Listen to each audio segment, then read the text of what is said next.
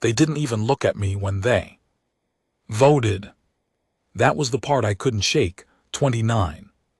Civilizations, each with their own flags, their own frequencies, their own particular brand of arrogance, and not. One of them turned toward the glass observation box where I was sitting. Not one set of eyes or optical sensors, or whatever passed for eyes among the Drell and the vat I drifted upward for. Even half a second. We were already furniture. I am Reza Kachi, former UN diplomatic liaison, currently humanities only. Representative on the wrong side of a vote that just decided the fate of 8 billion people, and I was watching it happen from a glass box above the chamber floor like a fish in an aquarium that nobody wanted to feed anymore. The chamber was called the Hall of Common Accord. I had always found that name aggressively optimistic. It was a wide, low room with walls that shifted color depending on the ambient emotional register of the species present. The conclave had installed some kind of atmospheric sensor system 3 centuries ago that was meant to promote empathy. Right now the walls were calm, satisfied amber as if this were pleasant. The vote counter, a slender administrative unit that belonged to no species and served all of them, read the final tally aloud in the 6 primary conclave languages. I only understood 2 of them fluently, but I didn't need translation for numbers 29-2. Resolution 7 Omega passed. Earth was to be quarantined, exiled, severed from all trade routes, all communications relays, all jump gate access within conclave jurisdiction. The official language of the resolution used the word precautionary isolation. Diplomatic language is a remarkable thing you can end a civilization with. It and still sound reasonable. The stated reason, the one entered into formal record, was that humanity represented an unacceptable volatility index, too warlike, too unpredictable, too loud in the frequencies that the conclave monitored for signs of imminent conflict. What they didn't say, what I had spent 4 years learning to read in the silences between conclave sessions, was simpler. We made them nervous in a way they didn't have vocabulary for. We'd arrived at the galactic table 30 years ago with no history of interstellar contact, no guidance from a patron species, no roadmap, and we'd still managed to be annoying enough in 3 decades to warrant a formal vote. I had to admit there was something almost impressive about that. Ambassador Priya Subramaniam was in the chamber floor below me. She was the one who should have been in my position, the one staring up at the vote tally, but she'd insisted I take the gallery while she held the floor position. Protocol. She'd said someone needed to observe without the burden of being observed in return. I watched her receive the verdict. She was standing when the counter finished reading. She didn't sit down. She didn't move at all. Her hands were at her sides, perfectly still, and her face held the expression of a person who had decided at some point before entering this room that the only currency she had left was composure. I had been married to someone who held herself like that. I looked away. The 2 dissenting votes were logged without ceremony. The first came from the Cath, a species that had always unsettled the other conclave members in ways no one articulated clearly. They were tall and thin and moved as though gravity was a suggestion rather than a rule. Their representative, whose name I had never successfully pronounced, had submitted a sealed written dissent. Rather than a verbal one, no. Explanation. The sealed document would sit in the conclave archive for however long. Archives survived unexplained. The second dissent was stranger. It came from a delegate I didn't recognize. The chamber record logged the species as very aquatic ancient, almost never present at conclave sessions. Their delegate had submitted a sealed dissent as well, but unlike the Cath representative, this one had stood. When the tally was announced, just for a moment, long enough for me to see a face that looked like it had been paying attention to things far longer than this particular room had existed. Then she left, didn't look up, didn't look at Priya, just walked out of the chamber through a side passage that I hadn't noticed before. I filed that. I file things. It's the only skill that has kept me employed. The exile order activated in 72 hours. That window was not mercy. I understood that before the session even closed, it was logistics. The conclave needed time to coordinate the gate lockdowns across 7 systems simultaneously, and 72 hours was the minimum operational margin. We were being given the time it took to lock us out, not the time it took to say goodbye. 3 of humanity's off-world colonies would be caught on the wrong side of the gates when they closed. Kepler Bravo, a settlement of roughly 200,000 people, built on a planet that smelled like rain and sulfur in equal measure.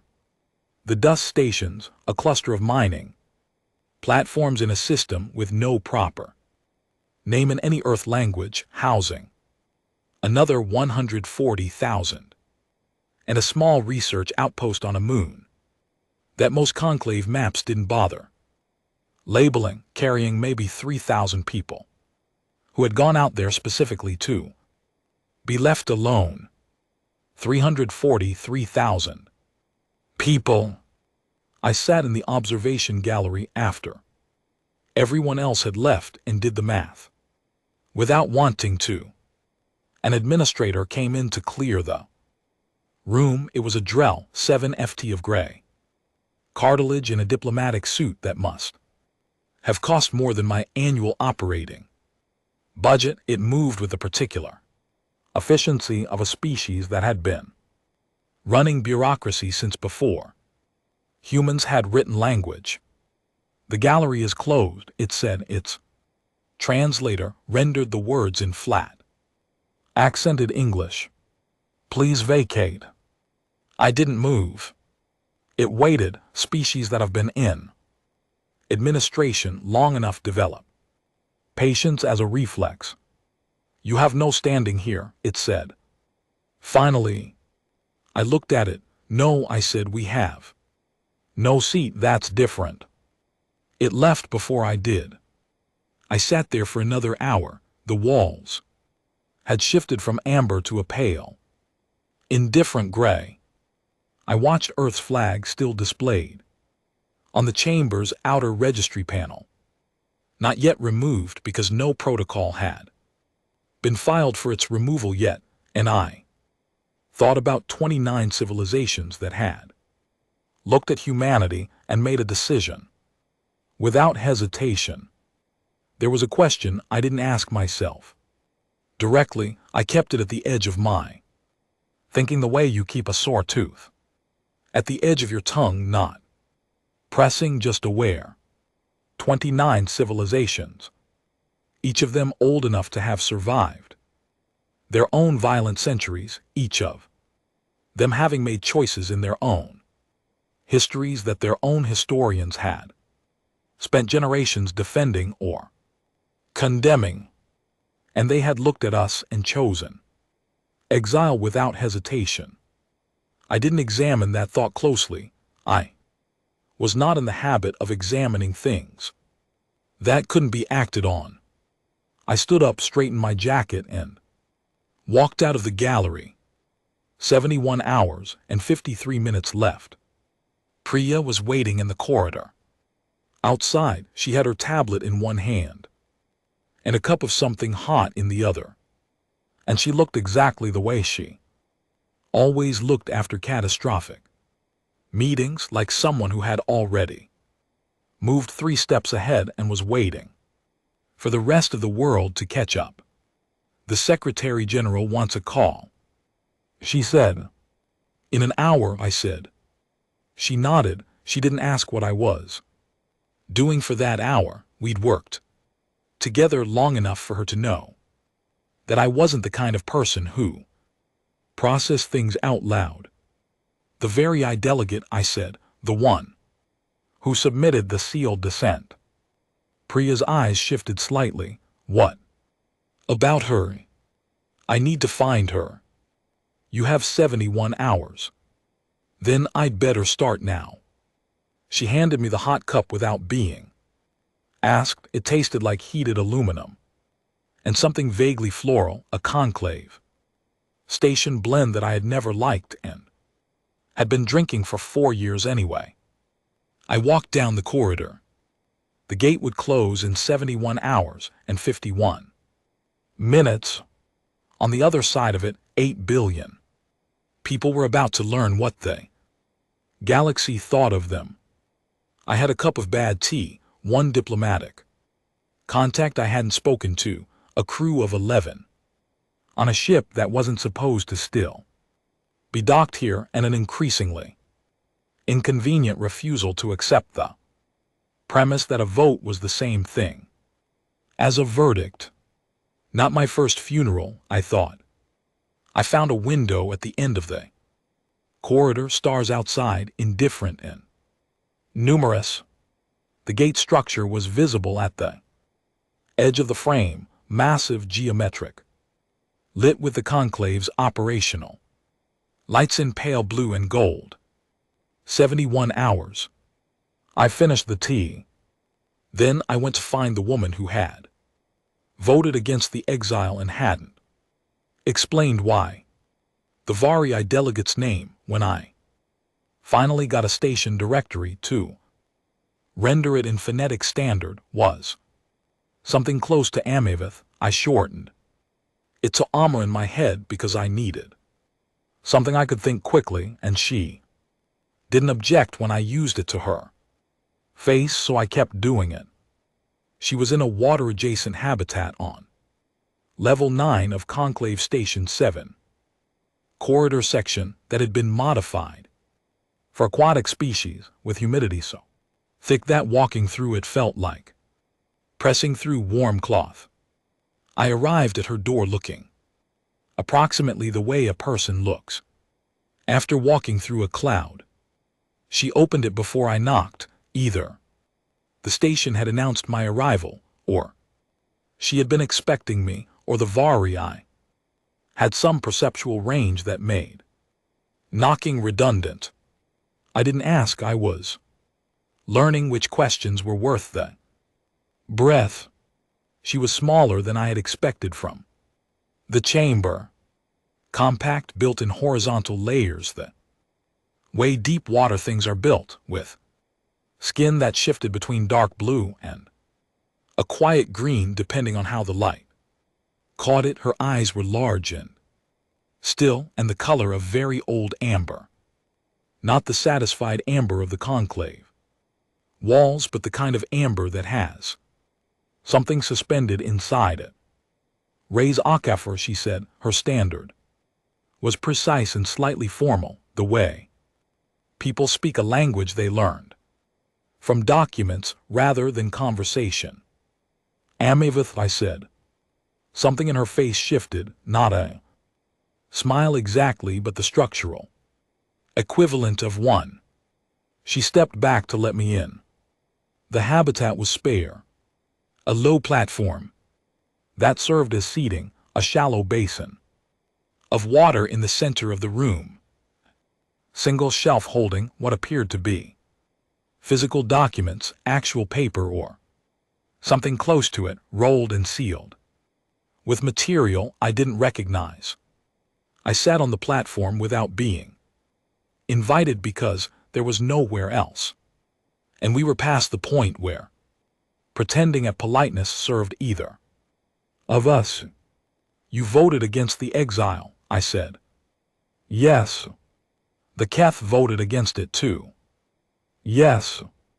I need to understand why. She settled across from me, her lower half resting at the basin's edge. She was quiet for a moment in the way that wasn't hesitation, the way that is. Instead, the careful selection of which truth to offer.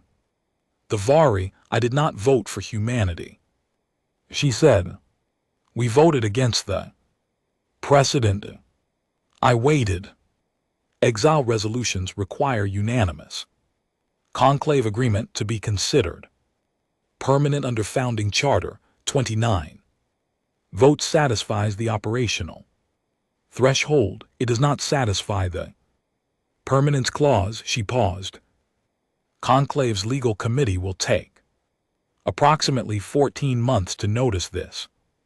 14 months. I looked at her for a long moment.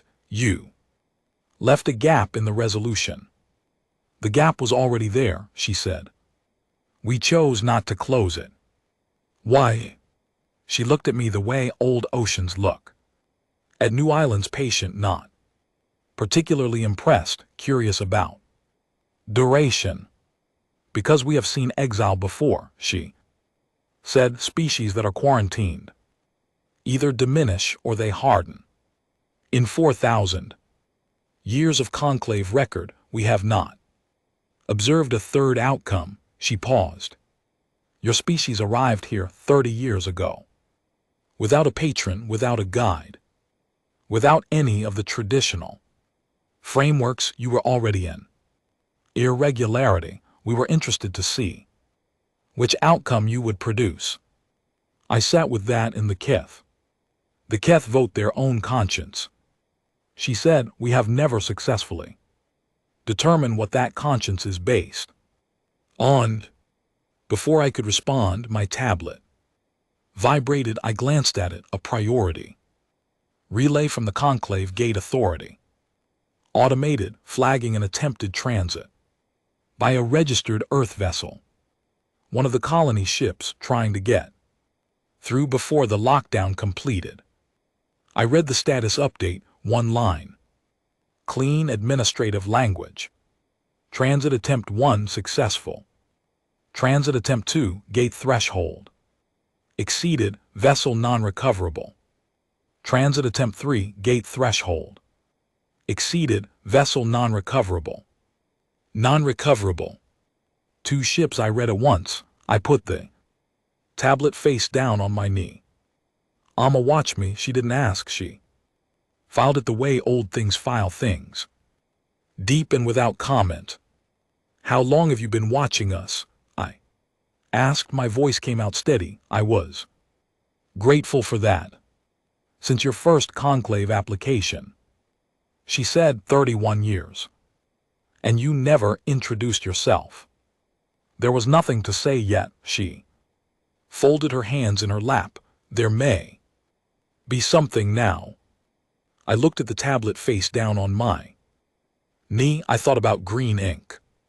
I thought about a set of pens I had carried in my breast pocket for 6 years until the day I lost them on a shuttle out of Geneva and never found their equivalent. I kept reaching for them in moments like this one, the moment after a number stops being a number and becomes something you will carry for the rest of your life.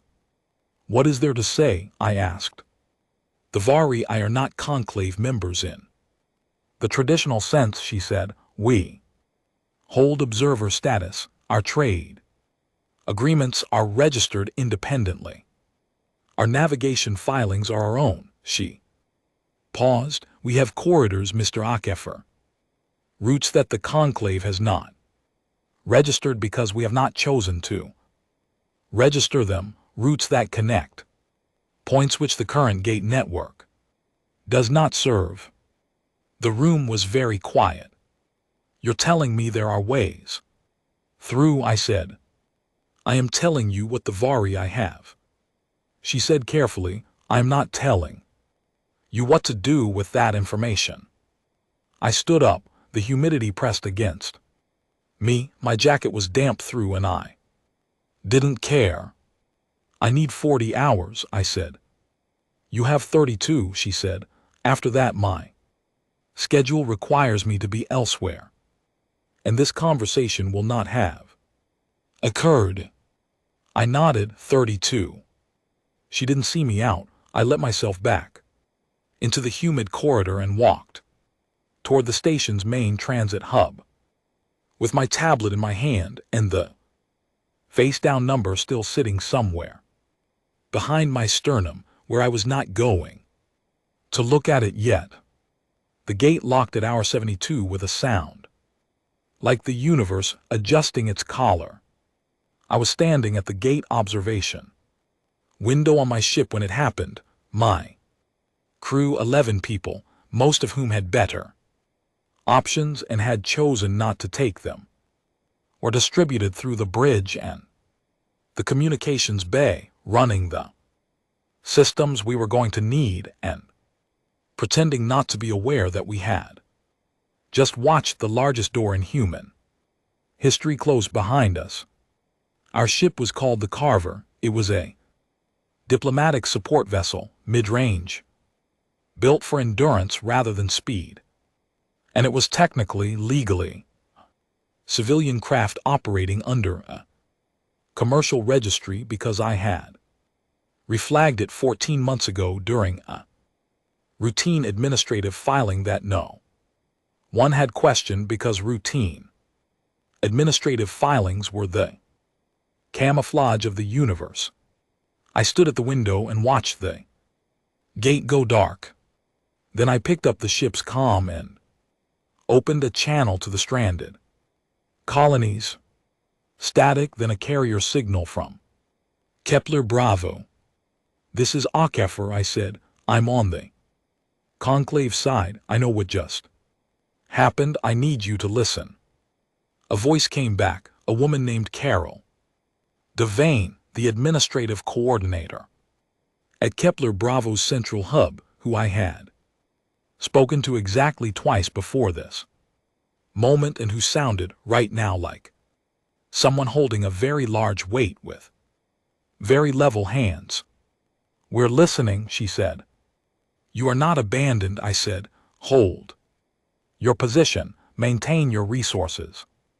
Draw the line where you are. We will find it from the other side. A pause. What does that mean? Honestly, I wasn't entirely sure. It means we're not done, I said. That's enough for now. She was quiet for a moment then. Understood. I closed the channel. My navigator, a compact and perpetually unruffled man named Owen Farrell, who had been with me since my second posting and who expressed his full emotional range through movement, was watching me from across the bridge. So, he said, one eyebrow up, what are we actually doing? I sat down in the command chair. It creaked. It always creaked. I had filed a maintenance request for it 8 months ago and continued to file it monthly as a matter of personal principle. We're going to build a door, I said. The other eyebrow went up from inside the wall. The Vari I have corridors, I said. The Keth have charts. We have 32 hours before Amma's schedule takes her elsewhere. I pulled up the navigation display and we have a crew that doesn't have anywhere better to be. Owen looked at the display, then at me, then back at the display. Right, he said and turned to his station. Outside, the gate sat dark and enormous and final looking. I looked at it for a moment. Not my first funeral, but this one had a window in it. I just needed to find the frame. 6 months after the gate closed, the Conclave's analytical division released an internal report. I obtained a copy through a source I would not identify under any form of questioning, projecting humanity's likely behavioral trajectory over the following decade. The report was thorough. It was well researched. It was also in the way that confident predictions about human beings tend to be entirely wrong. The projection assumed resource contraction within 4 months, followed by colony conflict within 8, followed by a formal petition for conditional conclave readmission within 12 to 18 months. The petition the report assumed would come at significant political concession, humanity bargaining from a position of near total dependence, accepting whatever terms were offered, and the matter would be closed. I read this report on a Tuesday morning on Conclave Station 7 while eating something that resembled bread and drinking the heated aluminum tea I had decided to stop having. I made 3 notes in the margin. Then I filed the report in the same place I filed everything I wanted no one to find, the meal rotation folder on the Carver's Logistics Manifest, and went about my day. What the conclave was watching Earth's political structures, expecting them to fracture. What the conclave was not watching, an asteroid in a system 11 light hours from Kepler Bravo that had never been catalogued because it was unremarkable in every observable way and remarkable in one way that was not observable unless you knew exactly where to look. Inside that asteroid, over the course of the previous 3 years, because I had started this before the vote, which was the only reason it was ready when we needed it, a communications array had been growing, not loudly, not in any frequency that conclave monitoring equipment was calibrated to detect, because conclave monitoring equipment was designed to catch the kinds of signals that other conclave-adjacent species transmitted. And we had built ours to operate in the gaps between standard frequencies, the gaps between standard protocols, gaps that exist in any system built by people who assumed they already knew what they were looking for. My communications officer, Nina Eck, had designed it. She was the kind of engineer who found regulations interesting in the way a locksmith finds locks interesting, not as barriers but as information about what the person who built them thought was important. She had spent 4 years on the Carver, and I had learned to give her a problem and then leave her alone until she came to find me.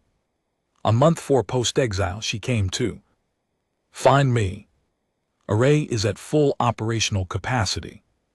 She said. She was standing in the doorway of my quarters with a tablet, and the expression she wore when something had worked exactly as designed, not excited, just settled, the way a person looks when the math comes out clean. We're talking to Kepler Bravo, the dust stations, and the research outpost simultaneously. Encrypted, stable, the conclave's monitoring suite passes through it every 6 hours and registers background noise. How long can we maintain that? Until they recalibrate their sweep parameters, she said, which will take them approximately. Don't tell me, I said. I want to be surprised when it runs out. She almost smiled. It's going to be while, she said. I nodded. Tell Carol Devine the line is open. On the other side of that line, something interesting was happening. Humanity, cut off, had compressed. This is the word I kept coming back to. Not collapsed, not fractured. Compressed, the way carbon compresses. under sufficient pressure, not into nothing but into something with different properties than it started with. 3 centuries of geopolitical competition, of nations pulling in 40 different directions, of institutions built to manage conflict rather than prevent it.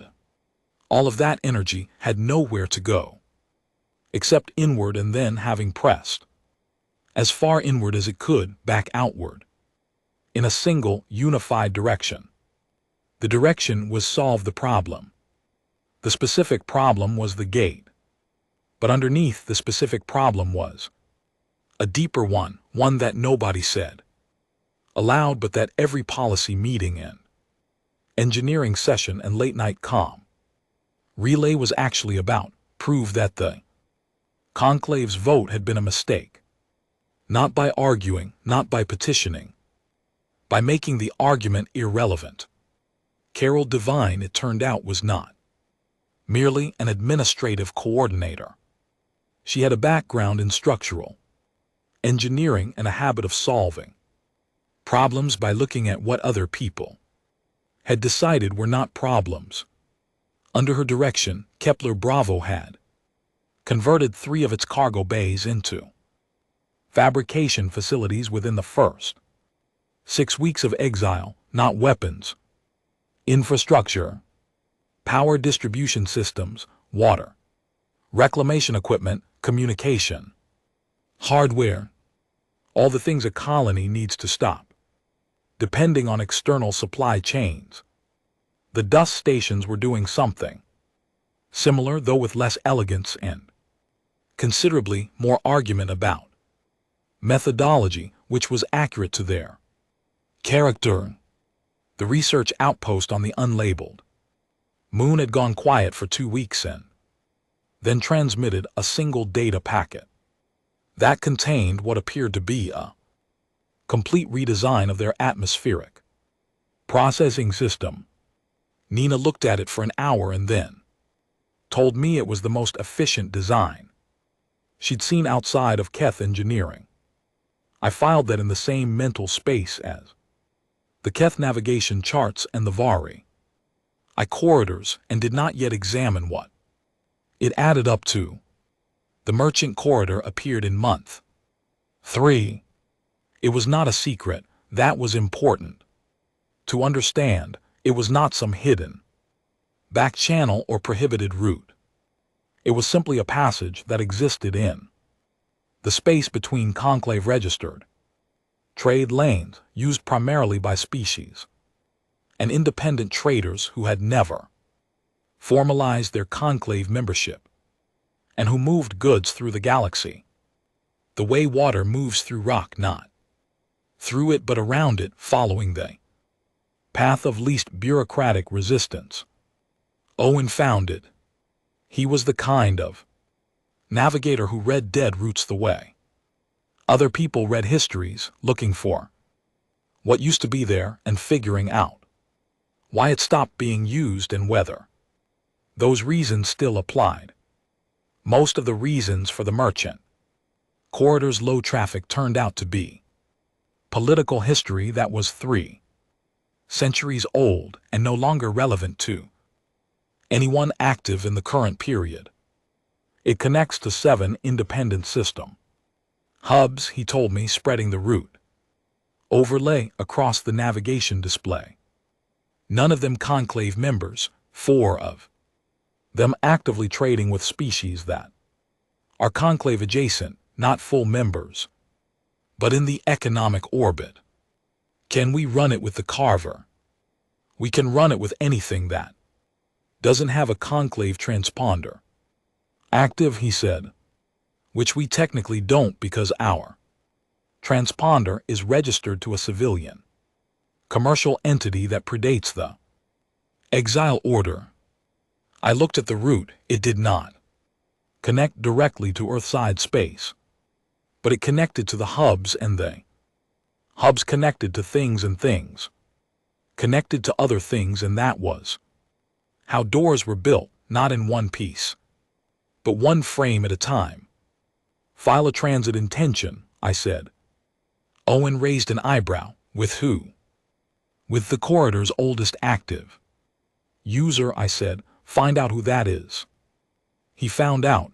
The oldest active merchant corridor user was a trade consortium run by a species called the Murath. Four-armed, quick-spoken, deeply uninterested in conclave politics, and deeply interested in reliable supply chains.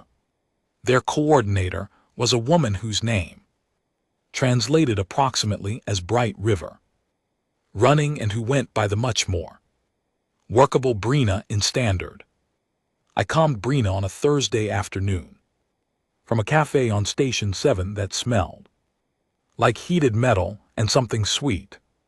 She answered on the second signal. She was, I would learn, always on the second signal, present enough to take the call, disciplined enough not to appear urgent. Aquifer, she said. Earth. Affiliated. Carver, I said. Civilian registry. A pause, the kind of pause that is actually a calculation. What do you need? Access, transit rights through the corridor, and introduction to your other active users. Another pause. In exchange for what? Communication infrastructure, I said. The kind that works in frequencies your current equipment doesn't cover. She was quiet for 4 seconds. Come to Hub 3, she said. Bring your engineer. I brought Nina.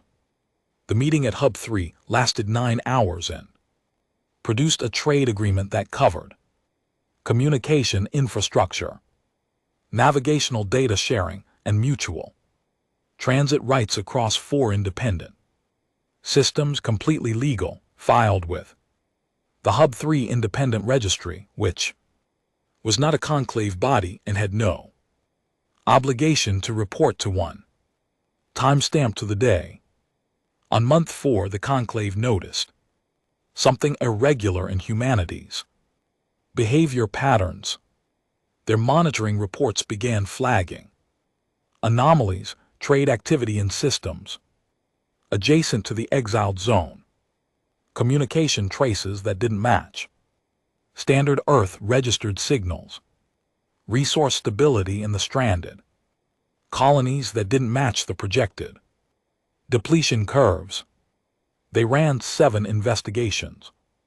I watched 2 of them from the cafe on Station 7. The investigators were methodical and thorough and were looking in all the right places by the standards of what they knew to look for. They checked the gate seals. They checked registered trade routes. They checked known communication frequencies. They didn't check the merchant corridor because the merchant corridor had never been conclave registered and therefore didn't exist in the frameworks their investigations were built on. They didn't check the asteroid array because it was operating in frequencies that their equipment registered as background noise, and nobody had thought to redefine the threshold for what counted as background noise.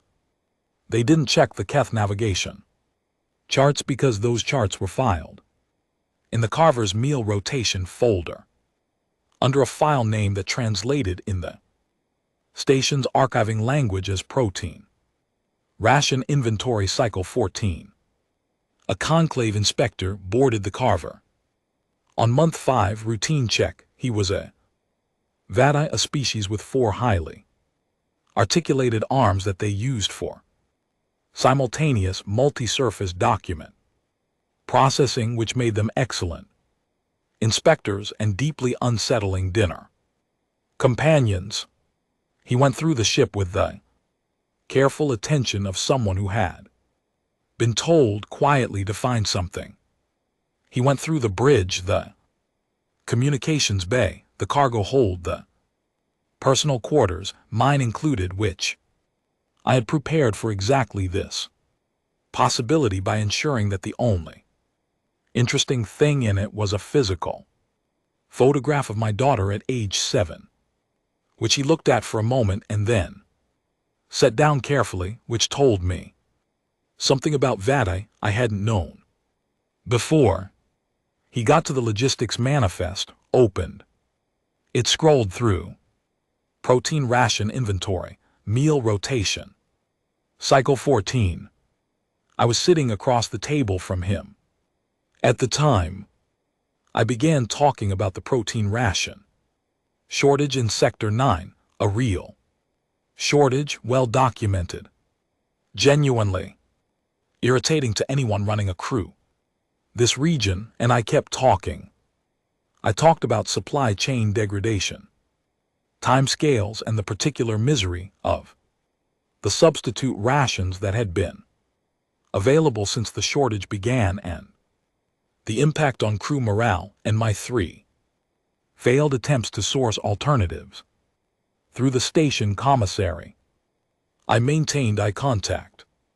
I gestured with genuine feeling because I did genuinely find the protein ration shortage annoying. He closed the folder. Your maintenance logs are incomplete. He said, I've been filing requests for 8 months. I said, the station maintenance queue is. File again, he said, and stood up and left the ship. I sat at the table after he left. Owen appeared in the doorway. One eyebrow elevated to a degree that communicated both relief and the question of whether relief was appropriate yet. Not yet, I said, but soon. I went to find a window. Outside the gate structure sat in its permanent, expensive darkness. 9 months of eating borrowed air.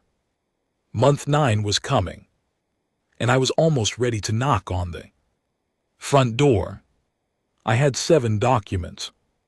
That was what it came down to, 7 pieces of paper, actual printed documents, because physical paper in a conclave session carried a weight that digital filing didn't, a statement of permanence that data packets couldn't replicate. I had printed them on the Carver's single functioning printer, which jammed twice in the process because nothing about this was going to be elegant. The documents were 1. A trade agreement with the Mirath Consortium, signed and countersigned, covering communication infrastructure and mutual transit rights across 4 independent systems. 2. A trade agreement with the second merchant corridor partner, a quiet collective called the SEN, covering navigational data exchange. 3. A trade agreement with a small independent trading station called Waymark, covering resource exchange protocols. 4. A trade agreement with the Varii, covering communication relay access. 3 of those 4 trading partners were supposedly under conclave exclusivity contracts, supposedly, but their conclave exclusivity contracts covered trade within conclave registered space and through conclave registered channels. The merchant corridor was neither. The transactions had occurred outside conclave jurisdiction, completely legal. 5 navigational filings for 3 unmapped jump corridors, the Keth corridors submitted to the Hub 3 independent registry, properly filed. Timestamp to day 16 of the Exile period, which meant they had been filed before any of the conclaves. Investigation protocols had been activated. 6. A formal communication network declaration registering the asteroid array as a civilian communication infrastructure under independent commercial operation. The filing referenced Hub 3's registry framework. Timestamp day 1 of the Exile period. 7. A humanitarian status filing for the 343,000 colonial residents currently located in exiled space, citing the conclave's own founding charter provisions regarding civilian non-combatant protections during jurisdictional disputes. That last one was Owen's idea. He had found it at 3:00 in the morning on month 7 and come to wake me up to show me, which was the most animated I had ever seen him. The provision was old, written into the founding charter in the period before the conclave had developed its current gate-based exclusion protocols, when exile meant physical blockade and the distinction between political and civilian impact was impossible to avoid. It hadn't been invoked in 140 years. It was still there. I walked into the conclave chamber on a Wednesday at 9:00 in the morning. Station time. I had taken the service entrance because the main entrance required a visitor credential I no longer held. The service entrance required a maintenance pass, which I still held, because it was attached to the carver's ongoing maintenance request, and no one had processed the maintenance request, and therefore no one had closed the associated credentials. I pulled out a chair, sat down, placed my hands flat on the table. The chamber was in session, a routine resource allocation discussion that had been going on for 2 days. The delegates around the table did not immediately react. This is the thing about entering a space with sufficient calm. The first 30 seconds, people assume you belong there. By second 31, the senior Drell administrator, the same one who had told me to vacate the gallery 9 months ago, had identified me and was communicating in rapid multi-frequency bursts that I assumed were the administrative equivalent of an alert. I placed the 7 documents on the table in a row. I have filings to submit to the conclave record, I said. The chamber went quiet in the way that rooms go quiet when the script is run out. I didn't give a speech. I had prepared one in the same way I maintained the maintenance request as a matter of principle, but I didn't use it. Speeches were for situations where you needed to persuade people. I wasn't here to persuade anyone of anything. I was here to present facts. I walked through the one at a time. I described each one in precise, plain language. I cited the relevant conclave charter provisions. I noted the timestamps. I referenced the legal frameworks, including the ones I knew the conclave's legal committee had not yet reviewed. When I reached document 7, the humanitarian filing, I set it down last and said 343,000 civilians are currently located in exiled space. The founding charter civilian protection provisions apply. This filing initiates mandatory review proceedings, which the charter requires to be completed within 45 days. The senior Drell administrator said, "You have no standing in this chamber." Document 1 establishes trade relationship status with 4 independently registered entities. Said, under the conclave's own charter, commercial entities with registered trade relationships hold observer status, equivalent to my previous diplomatic accreditation. My accreditation was revoked with the exile order. My observer status, derived from independent commercial relationships, was not. A pause that lasted approximately the time it takes for everyone in a room to run the same calculation and arrive at the same uncomfortable answer. Furthermore, I said, the jump corridors registered in document 5 operate outside conclave jurisdiction. Our transit of those corridors at no Point violated the Exile resolutions. Territorial provisions because the territorial provisions apply to conclave. Registered space and those corridors are not registered conclave space. I paused. We were never inside your system, I said, so your exile was never ours to. Except the room held someone I couldn't immediately identify. The species said something in a language my translator didn't cover. 3 others responded. The Drell administrator was communicating in multi-frequency bursts. Again, Amma was seated in the far left section of the chamber. She was present in formal capacity today, which was unusual.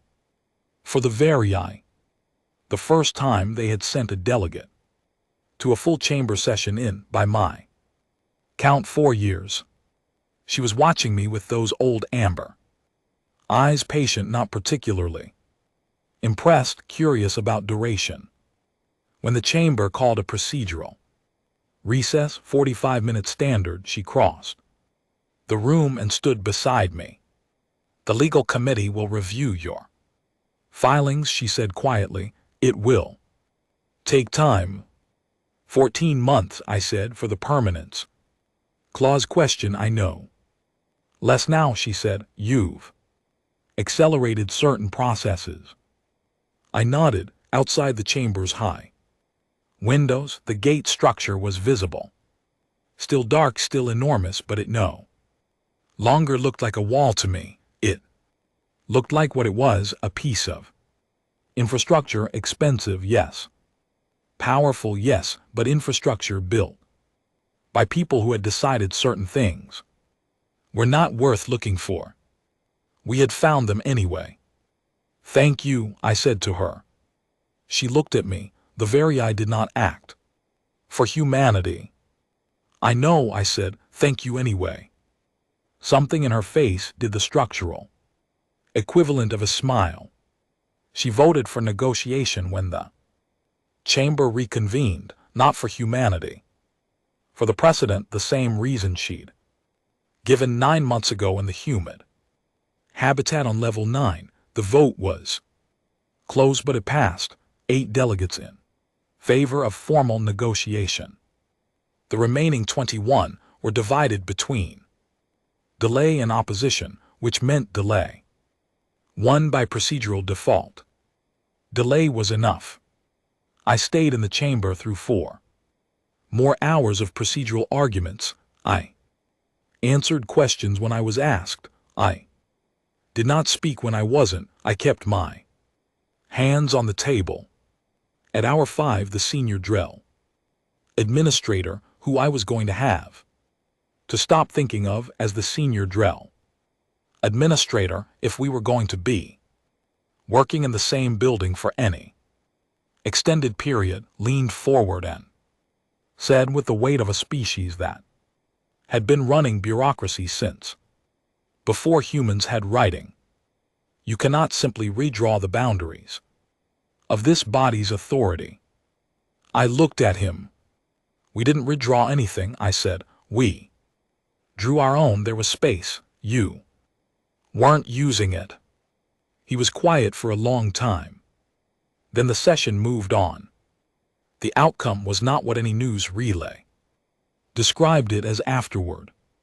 The popular interpretation, and I read dozens of them over the following weeks, transmitted through the array, filed in the section of the Carver's Manifest, labeled Crew Recreation Media, was that humanity had won, that Earth had beaten the conclave, that the exile had been lifted. None of that was precisely accurate. The exile resolution remained on the record. It was not struck. It was not formally reversed. What changed was something more complicated and more permanent than reversal. Humanity was recognized as operating outside the conclave framework, not within it, not readmitted to it, parallel to it. A second table, the language in the Formal recognition document called it Independent Observer Participant Status, with bilateral trade rights. What it meant in practice was that humanity existed in a legal category the conclave had not previously created, 2. Present to ignore, 2. Independent to absorb, 2. Technically compliant to sanction. I was appointed to serve as humanity's permanent out-of-frame representative. I did not love the title. I used it as a tool, which is the only thing a title is actually for. The gate reopened under a modified access framework 2 months after the negotiation proceedings began. Not the old framework, not free and unconditional, the way it had been before the vote, a new framework that required transit notification and cargo declaration, which was objectively more bureaucratic inconvenience than before. It was also objectively not Exile.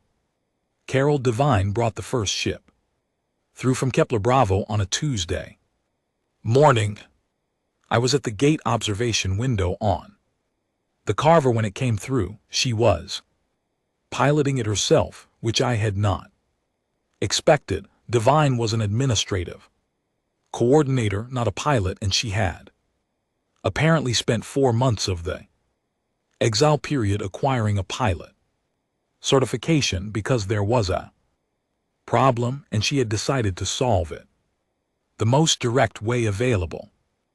I was beginning to understand why the conclave had found humanity alarming. The ship was unremarkable, cargo hauler, mid-range, slightly older than it should have been given the production dates. It came through the gate and adjusted to station approach trajectory with a particular steadiness of a person doing something difficult with complete composure. Owen was standing beside me at the window, both eyebrows at maximum elevation. So he said. So I said. We watched the ship dock. The Caith never acknowledged what they had contributed. The navigation charts remained filed in protein ration. Inventory cycle 14. I moved them eventually to a proper archive, still encrypted, still obscured, but in a folder labeled simply received. No sender, no explanation. The Caith did not explain things. I had stopped expecting them to. One morning, 6 weeks after the negotiation settlement, there was a package outside my quarters on the station, no sender identification. The material of the outer wrapping was a texture I didn't recognize, something that felt like woven water, if that was a meaningful description. Inside, pens, 7 of them green ink. I stood in the corridor for a while. The station hummed around me, recycled air, distant machinery, the low-frequency sound of a working space, habitat that never fully went quiet. Then I put the pens in my breast pocket and went to my first formal session as outer frame representative. Amma attended. This was noted by 3 different conclave administrative bodies as unusual, all of which filed observations about the varii's increased session participation, and none of which asked the right questions about why. In the recess between the morning and afternoon sessions, she found me in the side corridor off the main chamber, the same corridor she had walked through 9 months ago, the night of the original vote, without looking up. The conclave's historical division has been reviewing the founding charter. She said. I know, I said. The legal committee's work had been circulating for a week. The permanence clause question had come up faster than 14 months, more like 5, because I had cited it in document 7, and citing it had accelerated the review.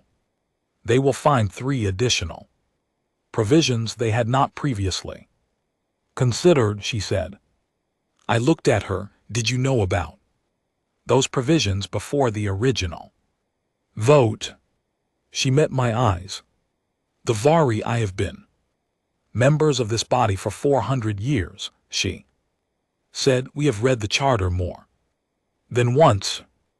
I thought about that, about 4 centuries of watching from a distance, about the sealed descent, about the navigation charts left in a supply crate with no return address, about the trade agreement that gave us relay access at exactly the moment we needed it.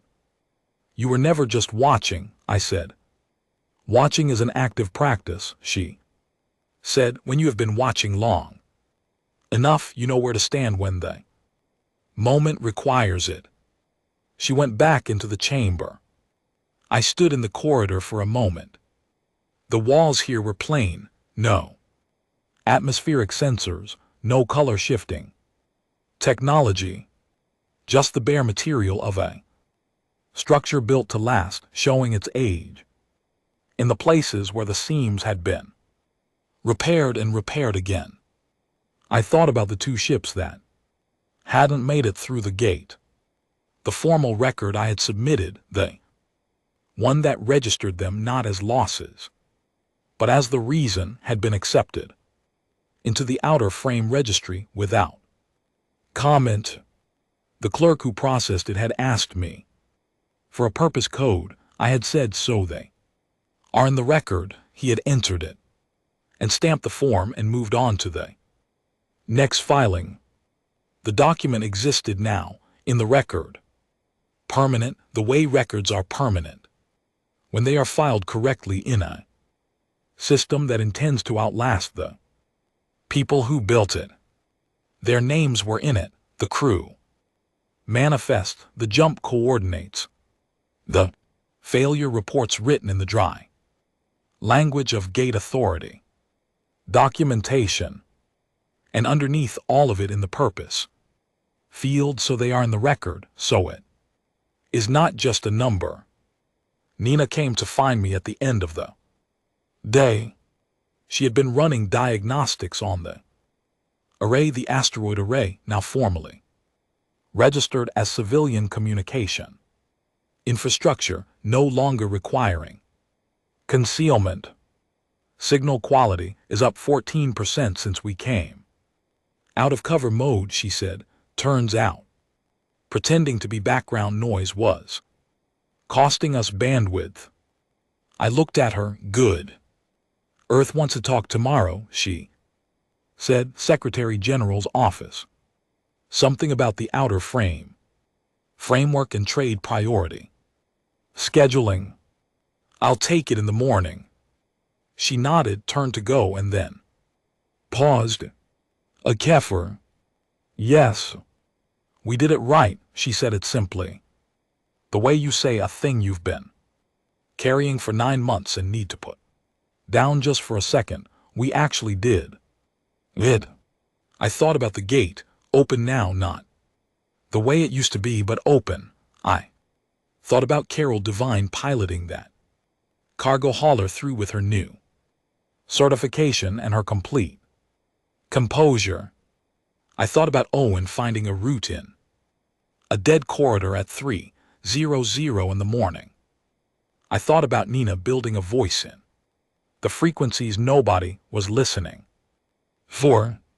I thought about the cold question I had kept at the edge of my thinking since the night of the vote, whether humanity had deserved to survive this, whether 29 civilizations that had watched us for 30 years and chosen exile without hesitation had seen something real. I didn't have an answer to that. I had learned to stop expecting clean answers to questions that size.